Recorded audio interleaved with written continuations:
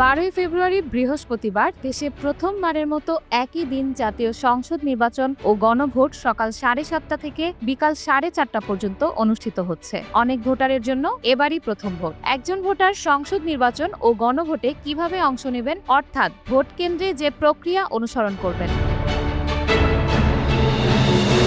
এবার প্রত্যেক ভোটার পাবেন দুটি ব্যালট পেপার। সংসদ নির্বাচনের ব্যালট হবে সাদা, যাতে প্রার্থীর নাম ও প্রতীক থাকবে, আর গণভোটের ব্যালট হবে গোলাপি রঙের, তাতে থাকবে হ্যাঁ ও না। প্রতিটি ভোট কক্ষে ব্যালট পেপারে সিল দেওয়ার জন্য মার্কিং প্লেস বা গোপন কক্ষ রয়েছে। Ama Authentic Brazilian Coffee।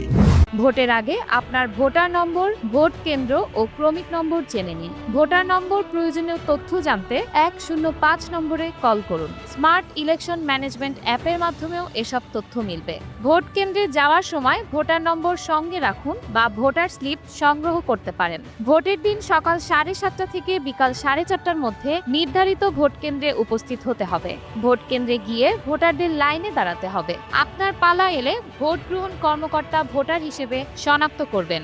ভোটারের বাম হাতে বৃদ্ধাঙ্গুলিতে অমোচনীয় কালির চিহ্ন দেয়া হবে। এবারের নির্বাচনে দুটি ব্যালট পেপার দেয়া হবে।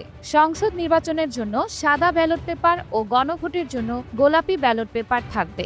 ব্যালট পেপারে অফিসিয়াল সিল ও সংশ্লিষ্ট কর্মকর্তার স্বাক্ষর থাকবে।